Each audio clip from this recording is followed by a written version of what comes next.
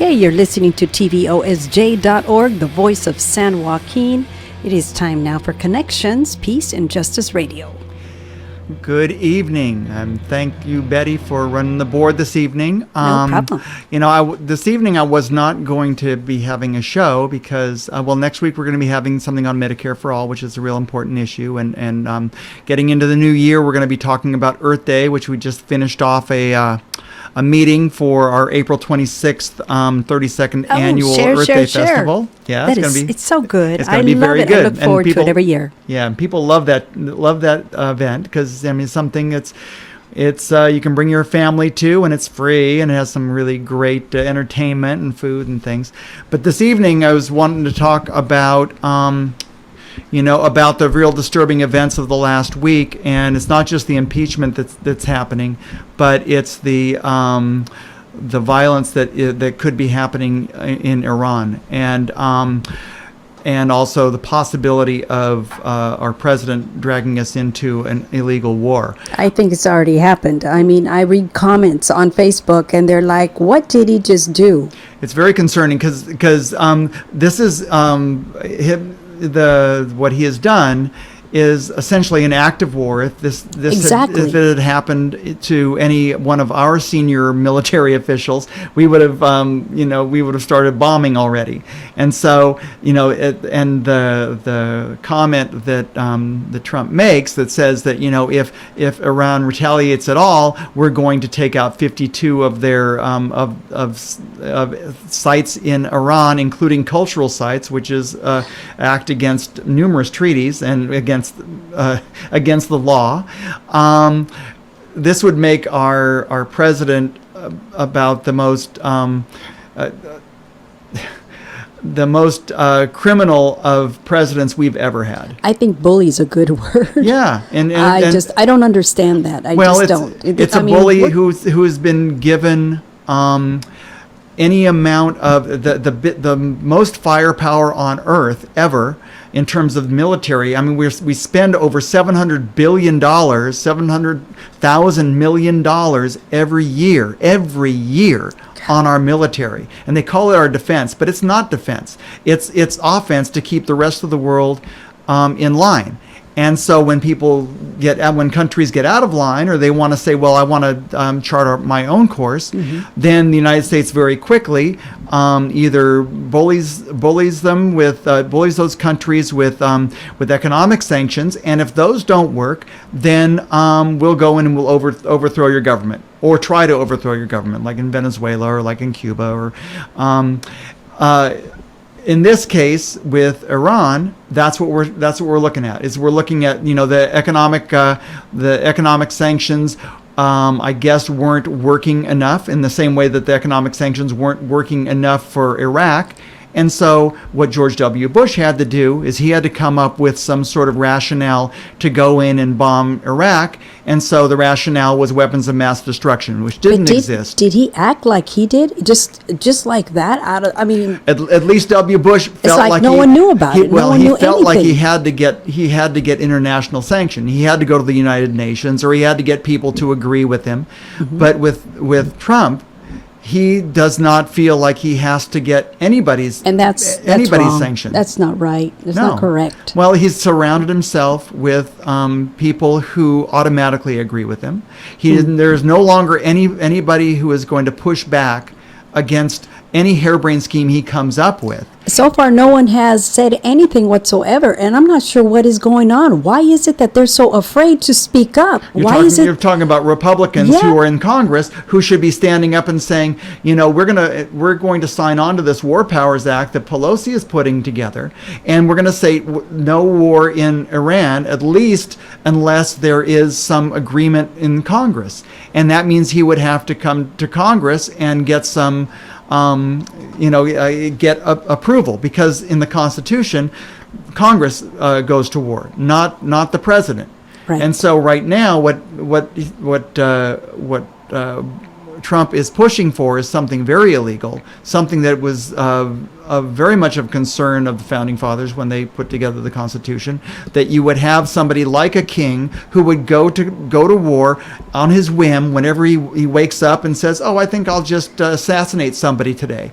And then that might set off a war, but that's fine because we have the military and I'm always right. And that's the feeling you get from this guy, is that you get the feeling that there is no restraint.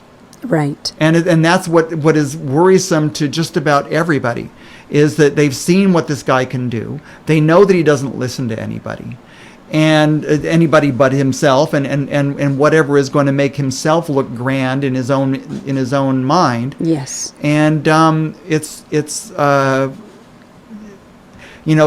the past presidents would have been guided by precedent. They would have been guided by what this country stands for as a whole, rather than what it stands for to better the president himself. He only thinks himself. Yes, yeah. Some of the comments that I read on Facebook, what has he got us into? Quotes, war. He started a war. Another one, youth. Our youth are going to suffer for his stupid thoughtfulness, is one of the comments too. Yeah.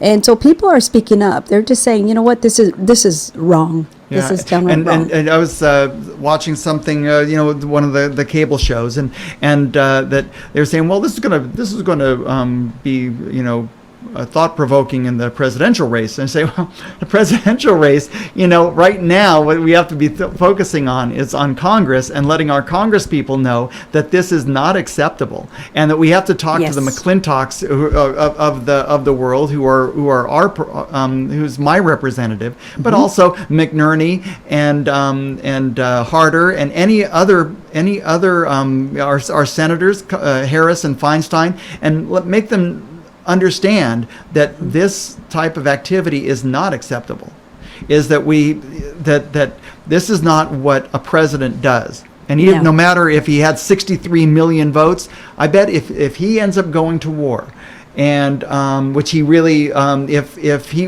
issues orders to people to go to war, there's no authorization, and the military should disobey those orders.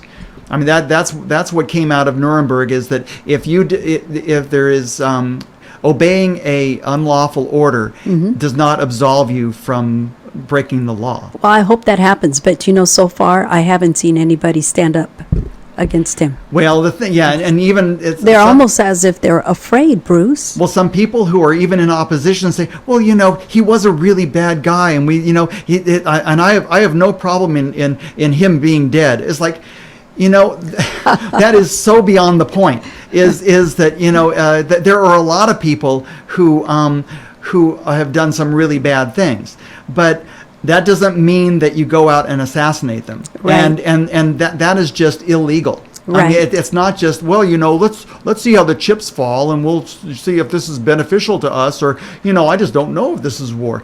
Well, if it happened to our country, if one of our people, if the defense secretary, Esper, were assassinated, or the CIA chief were assassinated, or even the vice president were assassinated by a foreign country, if Mexico had done that, you could bet there would be some major repercussions and counterattacks. Well, and it's very dangerous when a country that is as militarily powerful as we are has this has all that power supposedly concentrated in the hands of one person, and one person who is unstable. Yes, I agree. I agree. Well, troops have already been sent. We're talking, at least I was reading an article, 3,000 troops have already been sent to the Middle East. Yeah. 3,000. So I'm concerned for our children, our youth, because the age is what, 18 and up? 18. Yeah. So right out of a high school, well, they can be taken away then and there. Well, the thing is, right now, the thing that would stop this sort of activity right now would be a draft. Right now, the people who are going overseas are people who signed up for war. Yes. And the thing is that I don't think they signed up for an illegal war. They signed up for something where they thought that they were fighting for America and everything positive that it stands for. Right. But I don't think they signed up for fighting for a king who wants to something like this. No. Who was fighting for his own political agenda. And so can they back out, Bruce? Can they back out if they are ordered to go? If enough of them do, it'll be a movement. And Okay. But there will be sanctions. I mean, Muhammad Ali went to jail for evading the draft. Yes, I do recall that. Yeah, and so people who are peace people and who have understanding of basic justice will know that this is illegal. The Right. problem is that this president has so degraded the office and so degraded what is normal and what is acceptable that a lot of people might say, "Oh yeah, we can do that. You know, we can." The slippery slope is what we're on right now, where what used to be just so over the top 3 years ago now is just accepted as being, "Oh yeah, that's fine. He's assassinated somebody. That's what we do anymore." And if he gets away with this sort of thing, it's only going to encourage him. Yes. And Elizabeth Warren came out with the question of the senator from Massachusetts asking,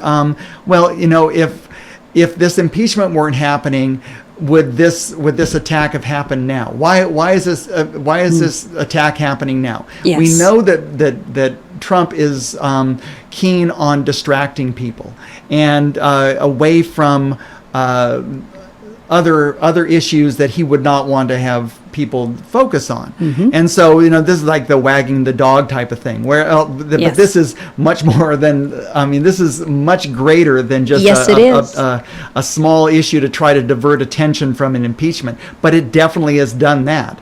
Yes. The impeachment is still going on for this, for the Ukrainian issue. But right now, if he goes to war without any authorization, basing his going to war on the 2002 authorization to use force, military force back that was supposedly to fight quote unquote terrorism in the world. And it was used to go to war against Afghanistan, but then of course it was expanded to go against Iraq because supposedly they had weapons of mass destruction, which they didn't.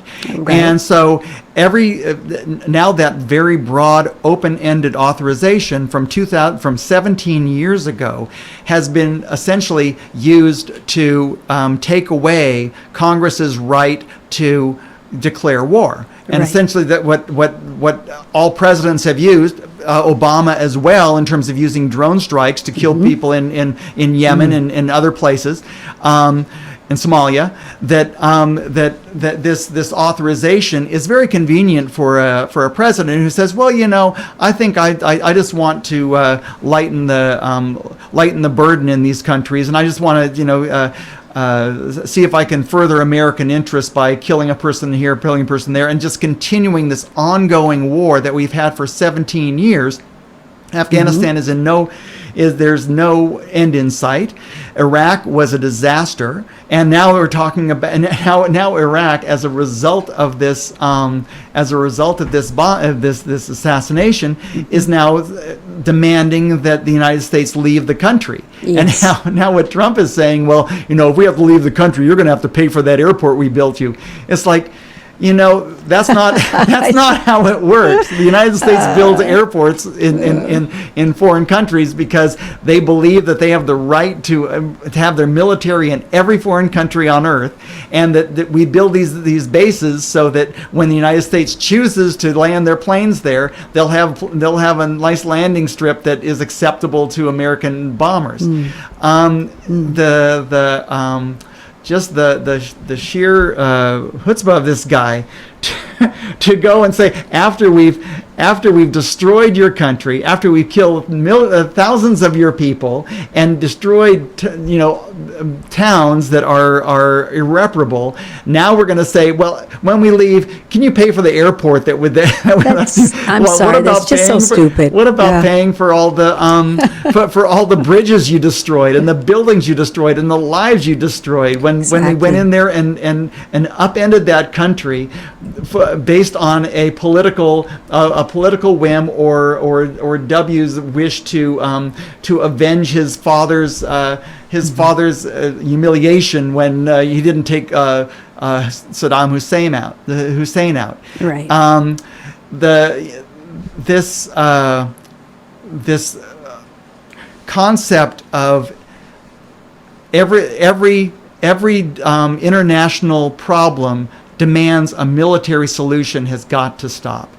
This country is just addicted to the military, and it has got to change. And there has to be a definite change in the mindset of folks. I do believe that young people now are looking at this and understand this, because even though there is a lot of fake news in social media, I think there is enough real news out there, and there's just enough real consequence to our actions that young people actually see what's going on. I mean, they can see it in climate change. They can see it. They may not see it in healthcare, but older folks like me see it in healthcare, where it's a disaster for anybody who actually has to use our healthcare system. Yes.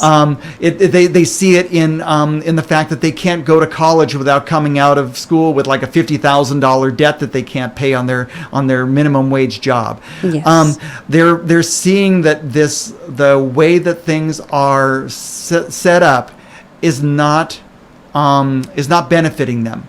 And then when they see something like this, where not only are people's lives going to be at stake, we are already at a country whose economy is so great, but we're borrowing almost $1 trillion every year from our federal government because we gave tax cuts to some of the most rich people in the country, and now we're talking about spending more money on a military adventure with money we don't have. Exactly. I mean, every time Republicans leave office, they leave this country financially worse.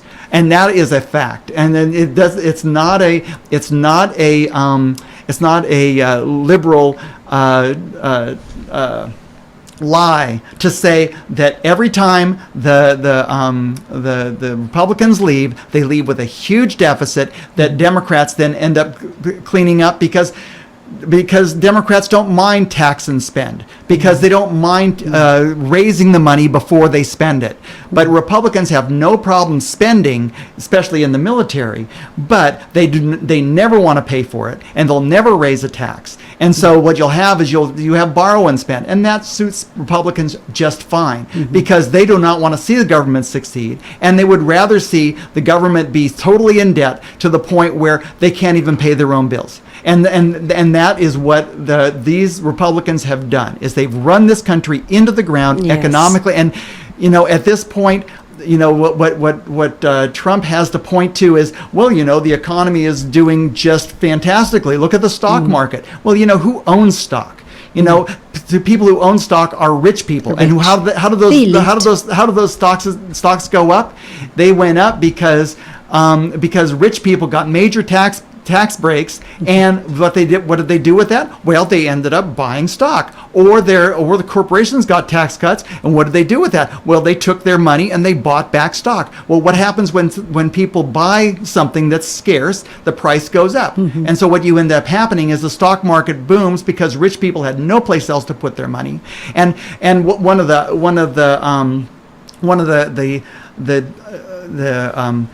geniuses of the strokes of genius of Ronald Reagan was back in 1980. What he did was he set up these things called IRAs, independent retirement accounts. Okay. And what it ended up doing is giving just a little bit of money, just a little bit of stock to a whole lot of people, so that a lot of poor people somehow think that they have a stake in the stock market going up, that the stock market going up is in their best interest. And so when the stock market goes down, it's like, oh my gosh, we can't have the stock market go down. We have to keep on pumping that up. When what they're doing is they're rooting for the people who are stealing their money, the well-off folks. Yes. And so this 3 years of Trump has been such a major disaster, and he's just going to cap it off with this war. In the same way that W. Bush capped off his wonderful 8 years with the financial collapse, the Great Recession that put just about everybody out of their home. Yes. And that was a scary time. this is a different type of disaster, unless our Congress people can stop it. And it's very important for everybody to contact their congressperson. Thank you. And let them know that this cannot stand. That So- we cannot go to war against Iran. Is like 3 times the size of Iraq. Take a look at it on the map. Iran, It's yes. much richer. It has a much it's much stronger militarily. I mean, it has endured some sanctions of the United States for the last couple of years. It's not as weak as Iraq was when we attacked them, because at that point, Iraq had been undergoing like 10 years of economic sanctions. And so, and Iran is a much stronger country. So, going to war against Iran would be catastrophic. It would be Yes. expensive. It would kill people, and it would pretty much destroy any relationship the United States with any other country in the world, except for maybe Israel, and Saudi Arabia. Right. And and if Iran has a war between Iran and Saudi Arabia, a hot war with weapons that we've sold to Saudi Arabia, would not be a very clean war. I mean, you talk about climate change, you talk about destruction of oil fields and spills and burns, and it would just be an environmental catastrophe on top of a financial catastrophe, on top of a humanitarian catastrophe. We're talking about civilians, women, and children. Yes. That Our youth. The Trump administration will point to how this general was responsible for hundreds and hundreds of Americans being killed, and women and children, and doing all this horrible humanitarian things, and that is very true. That's what happens in war. The Well, United States does the same thing, and there's no equating between the two. But the United States, in its official role, has bombed weddings, has bombed, has made all sorts of mistakes in terms of how many people they killed in families. Iraq, Yes. and of course they would never say, well, we don't know how many we killed, because we just don't count that. We just don't count those casualties. The United States, when it goes to war, and especially every death in the Iraq War, was based on a political calculation that George W. Bush made when he went in there and said, well, we're just going to get in there and we're just going to go. It's going to go so quickly and easily that we're not going to have any consequence at all.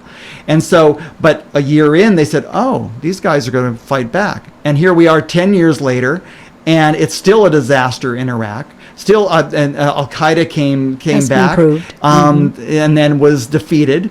And now Trump is blundering into a war in Iran, which he has no right to. He has no congressional authority to do. And That's what gets me, Bruce. Yeah. What made him feel he could just do that without, any consequence? Yes. That's he still has a Secretary of State who says, "Oh yes, Americans are safer now after this because we've killed this guy." I don't think so. I I don't don't- think so. I think- People are saying he just started another war. He just Yeah. started a war. Yeah. And my concern is our youth. I'm concerned of our youth because they can get drafted, and I'm not just talking the male. I'm talking Yeah. women too. Yeah. I have 3 daughters. Yeah. I have 3 daughters. My little one is studying to be a doctor. Yeah. And she knows. And she actually, it just hit my heart because she's not done, but she turned 21. And, she is still going, to college. I have my other two that have already graduated and they're working. So, I'm thinking, if they get drafted, my goodness, Yeah. we're talking females. Yeah. And Yeah. our males too, The thing is, young ones. is what has happened now with respect to war is that we don't really have to draft people to go into to go on the ground and to fight. I mean, what we do now is we have drones, and we have Still, they got to be controlled, right? Yeah, they have to be controlled, and those people are sitting 3,000, 6,000 miles away and are directing these bombs at families and people and cities and structures that that they have no connection to. It's like a video game, and so that is so scary. And it's very concerning that Yes. that the way that war has been automated. There are books like 1984 and Brave New World, which where you have where you have a war that is so antiseptic that you don't even notice that you're at war. I mean, I don't know anybody well, actually I do. I know a reservist, but I don't know a whole lot of people who are currently enlisted. It's become a smaller and smaller group of the population because technically, I guess our need for the amounts of boots on the ground is less because of the technology that we have to be able to kill people remotely. And it's just very concerning when war becomes so antiseptic that just because we don't have any American casualties, that somehow that makes war okay. That it's okay for us to destroy another country totally, just because one American contractor was killed in a group of people in a bombing. So one person gets killed, then we're going to go and assassinate 15 more, and then Iran's going to come back, and who knows what sort of attack they're going to be making, and then the United States, which has the biggest, strongest military on earth, can do whatever it wants, unless Congress pulls the reins in on Donald Trump and says, and I think that's something that they should do. Yeah, you can't do this. This is an American decision, and it has to be made by Congress, not by one person. Exactly. Who's doing and for whatever reason that this is happening. I think I think he thinks he's going to win by doing this. You know. Well, politically he will. There are people in his base, like he was saying, he could shoot somebody on Fifth Avenue and still get elected. There are some people who think that this macho thing is the way that you're going to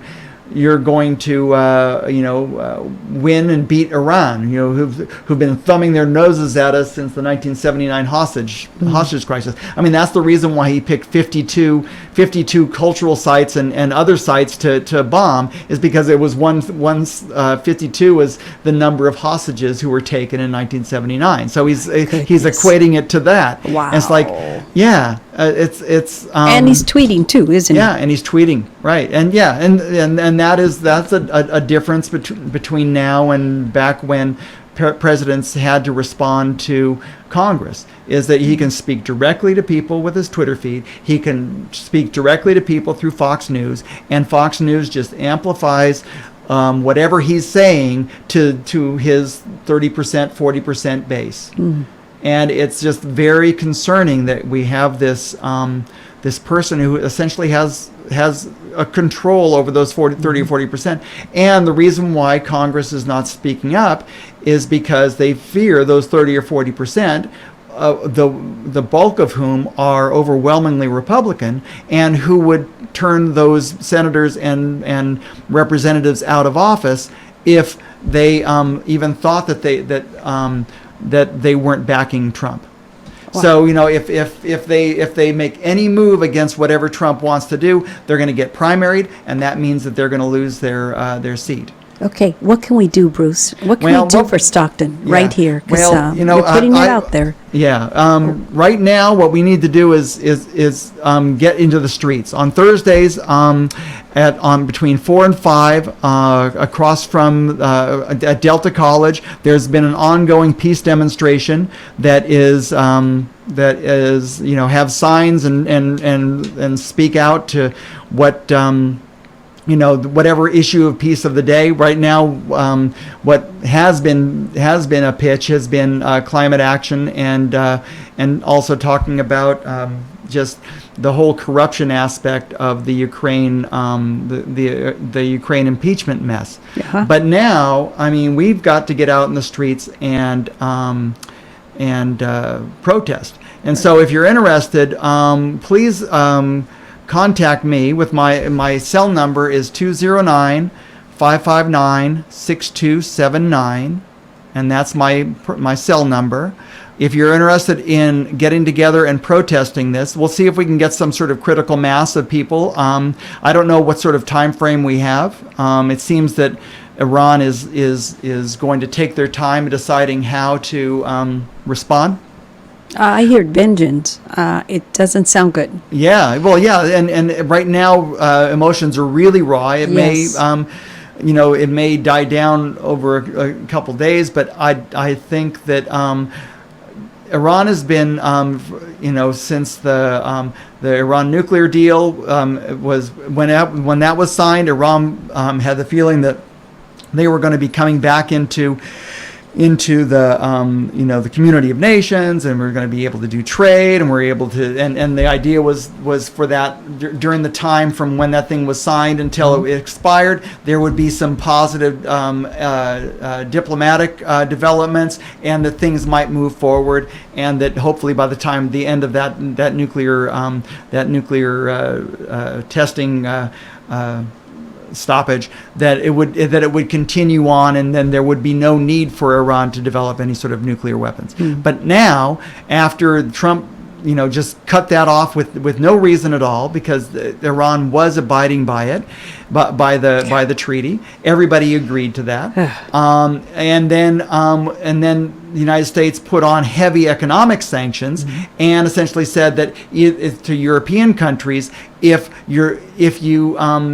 you can either trade with us or you can trade with Iran. And so, of course, Europe is going to look at the United States economy and look at the Iranian economy and say, well, we just can't do without the American economy. So we have to trade with the United States, which meant that Iran was put in another deep hole in terms of being able to sell their oil or sell whatever they were selling. Yes. And so economically, the sanctions were working. Sanctions were making them more and more desperate, and you could see that by some actions that they had taken and saying, we want to stop these sanctions so that we can get back to normal. But the United States would not relent, and a lot of times these economic sanctions, people think that they're a lot easier to deal with than actual bombing. But if your kid dies from lack of medicine or it dies from a bomb, your child is still dead. Yes. It doesn't. If because of economic deprivation you've ended up not allowing medicine or food or whatever is necessary for Iranians to live, if you're cutting that off and people die as a result, those sanctions have actually killed people. Yes. And so these restraints, these things that the United States does to different countries to try to bend them to its will are inhumane at best, and they're immoral and criminal at worst. Yes. And we do the same, and then when we say, well, they're not bending enough to our will, we have to come up with some sort of pretext to take military action. And so that's where this one American military contractor was saying, okay, well, they killed the American, so we're going to bomb a military installation. And then when they come and they go to to protest and make some very strong, do fires and things at the American embassy. That's where Trump says, well, we're not going to have a Benghazi or another Iran here. We're going to stop this right off the bat. And so knee-jerk, what he does is he says, well, I'm going to take the most extreme option. I'm going to assassinate this guy. As if that was going to stop something. And this... And he didn't have anybody in his circle who would stop him from doing that. You wonder what other things they're not going to be able to stop him from doing going forward. And so Scary time. we have a demonstration from 4 to 5 across the street from... Thursday, you're talking on Thursday? And then give me a call, 209-559-6279, or take a look at my email address, bjudici@caltel.com, in the Connections masthead. And so let's start a dialogue. Let's get some... let's see who else is out there that we can publicize for. If you're having a demonstration, let me know about it so we can publicize it on the air here, or we can put it in Connections. This is going to be a very difficult few months, if not year. And you could give us a call right here at the radio station. Leave that information at 209-467-4455. That is the radio station, TVOSJ, the voice of San Joaquin. Again, the number 209-467-4455. Very good. And so if people want to, there's no glory in leading a demonstration like this. I mean, it is something that you sort of have to do. I think you're going to be surprised by the people that's going to come out. It's a civic responsibility. And this is at Delta College. At Delta College, from 4 to 5 on Thursday afternoon. Peace demonstration. Yeah, peace demonstration. So come on out, and you'll see some folks with signs there. And then if come on out there if we can meet up there, and that can be a start. I don't think that that things. Well, it's hard to know. It's Monday night now. In the next few days, and but the thing is this discussion is relevant no matter for the next month. It is what is topical right now. It is very concerning, and I hope that people who listen to this show and to the station can help out and make our voice heard. Talk to contact your representative. The names are in your Connections, and check it out. You should know Kamala Harris, Dianne Feinstein, Josh Harder, Jerry McNerney, where I live, Tom McClintock. Let them know that if Trump goes to war against Iran without authorization, that's an impeachable offense on its own. Not even talking about Ukraine, not even talking about obstruction. That is something that violates the Constitution, and he cannot use that 2002 authorization to use military force that was put in there for Afghanistan 17 years ago. He cannot use that to start a war with Iran. That is absolutely illegal. Period. Okay, so Thursday, 4 to 5. 4 to 5. At Delta College, San Joaquin Delta College in Stockton, California. Yeah, it's on Pacific and just north of March there, across from, right pretty much to the entrance of Delta College there on the east side. Okay. So anyway, that was, I wasn't gonna have a show this evening, but no, this is important, Bruce, it's and I'm an glad important that you issue, did. and I didn't have a guest, but next week we'll be talking about Medicare for All, and that's a very important issue as well. If you've ever had to go to the doctor in the last 10 years and notice that it's getting more and more difficult and more expensive. So anyway, thank you very much. Have a nice evening, and thank you very much, Betty, for being on the show and to running the board. No problem. Thank you, Bruce. Appreciate it. Good night. Okay.